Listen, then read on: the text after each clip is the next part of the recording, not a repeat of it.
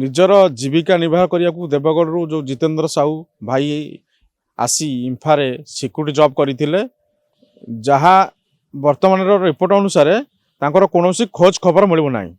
ଏଥିରେ ଲାଗୁଛି ଇମ୍ଫାର ବଡ଼ ବଡ଼ କର୍ମଚାରୀ ଷଡ଼ଯନ୍ତ୍ର କରି ତାକୁ ଏଭଳି ଭାବରେ ଚକ୍ରାନ୍ତ କରି ଫସାଇଛନ୍ତି ଏବଂ ସମସ୍ତଙ୍କୁ ଦୃଢ଼ କାର୍ଯ୍ୟାନୁଷ୍ଠାନ ଗ୍ରହଣ କରିବା ଦରକାର।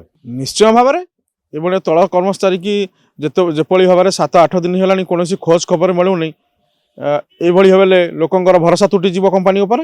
ଏହା ପଛରେ ମୋତେ ଲାଗୁଛି ଇମ୍ଫାର ବଡ଼ ବଡ଼ିଆ ଅଫିସର ମାନେ ଛଡ଼ ଚକ୍ରାନ୍ତ କରି କିଛି ଗୁମର ଥିବା କାରଣରୁ ଜିତେନ୍ଦ୍ର ସାହୁକୁ ଏଭଳି ଭାବରେ ହତ୍ୟା କରନ୍ତି ବୋଲି ସନ୍ଦେହ କରାଯାଉଛି।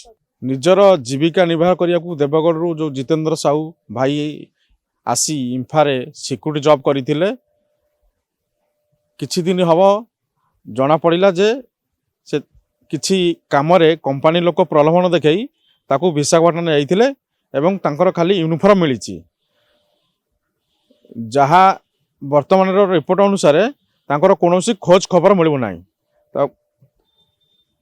ତଳସ୍ତର କର୍ମଚାରୀ ହେଲେ ମଧ୍ୟ ଇମ୍ଫା କମ୍ପାନୀ ବଡ଼ କମ୍ପାନୀର ଡିଣ୍ଡିମ ପିଟୁଛି, ସେ ବ୍ୟକ୍ତି କି ତାଙ୍କ ପରିବାରକୁ ଖୋଜି ଆଣିଦେବା ଦରକାର ଏବଂ ତାଙ୍କ ପରିବାର ନ୍ୟାୟ ମିଳିବା ଦରକାର। ମୁଁ ଆପଣମାନଙ୍କ ମାଧ୍ୟମରେ ଜିଲ୍ଲା ପ୍ରଶାସନକୁ ଅନୁରୋଧ କରୁଛି, ଏହା ଭିତରେ ଇନକ୍ୱାରି କରି ଦୃଢ଼ କାର୍ଯ୍ୟାନୁଷ୍ଠାନ ଗ୍ରହଣ କରିବା ଦରକାର ଏବଂ ଯିଏ ବି ଷଡ଼ଯନ୍ତ୍ରରେ ସାମିଲ ଥାଉ ତାପରେ ଦୃଢ଼ କାର୍ଯ୍ୟାନୁଷ୍ଠାନ ହେବା ଦରକାର ଏବଂ ତାଙ୍କ ପରିବାରକୁ ନ୍ୟାୟ ମିଳିବା ଦରକାର। ନିଶ୍ଚୟ ନହେଲେ ଆପଣ ଦେଖନ୍ତୁ ତାଙ୍କୁ ବିଶାଖାପାଟଣାରେ ତାଙ୍କ ୟୁନିଫର୍ମ କେମିତି ମିଳିଲା, କିଛି ଗୁମର ତାଙ୍କ ପାଖରେ ଥିବା କାରଣରୁ ତାଙ୍କୁ କାଳେ ପ୍ରକାଶ କରିଦେବେ, ତାଙ୍କୁ ସନ୍ଦେହ ଭାବରେ ନେଇ ଏଭଳି ଭାବରେ ଅତ୍ୟାଚାର ଇମ୍ଫା କମ୍ପାନୀ କରିଛି।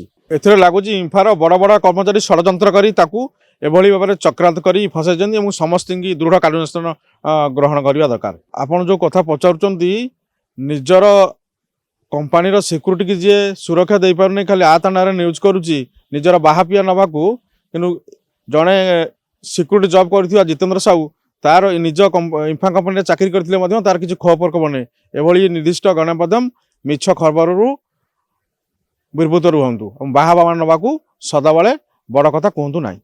ସଦାବେଳେ ଲୋକଙ୍କର ଭଲ ଖବର ପ୍ରସାରଣ ହେବା ଦରକାର ଏବଂ ଲୋକଙ୍କର ଯେଉଁ ଖବର ଲୋକ ଗ୍ରହଣ କରୁଥିବେ ସେ ପ୍ରଚାର ହେବା ଦରକାର। ଏବଂ ଦେଖନ୍ତୁ ଜିତେନ୍ଦ୍ର ସାହୁ 5-6 ଦିନ ହେଇଯାଇଥିଲେ ମଧ୍ୟ ତାର କିଛି ଖବର ନାହିଁ।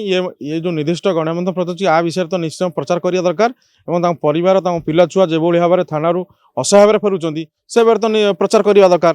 ନିଶ୍ଚୟ ଭାବରେ ଏଭଳି ତଳ କର୍ମଚାରୀ କି ଯେପରି ଭାବରେ 7-8 ଦିନ ହେଲାଣି କୌଣସି ଖୋଜ ଖବର ମିଳୁନି, ଏଭଳି ଭାବରେ ଲୋକଙ୍କର ଭରସା ତୁଟିଯିବ କମ୍ପାନୀ ଉପରେ। ଶ୍ରମିକ ନଥିଲେ କୌଣସି କାମ କରିହେବ ନାହିଁ। ଆପଣ ଜାଣିଛନ୍ତି ଶ୍ରମିକମାନଙ୍କୁ ତଳସ୍ତର କର୍ମଚାରୀକୁ ଯିଏ ଏଭଳି ଭାବରେ ଦେଖିବ ତାକୁ ସମ୍ପୂର୍ଣ୍ଣ ତା ଉପରେ ଦୃଢ଼ କାର୍ଯ୍ୟାନୁଷ୍ଠାନ ଗ୍ରହଣ କରିବା ଦରକାର। ଏହା ପଛରେ ମୋତେ ଲାଗୁଛି ଇମ୍ଫାର ବଡ଼ ବଡ଼ିଆ ଅଫିସର ମାନେ ଛଡ଼ ଚକ୍ରାନ୍ତ କରି କିଛି ଗୁମର ଥିବା କାରଣରୁ ଜିତେନ୍ଦ୍ର ସାହୁକୁ ଏଭଳି ଭାବରେ ହତ୍ୟା କରନ୍ତି ବୋଲି ସନ୍ଦେହ କରାଯାଉଛି।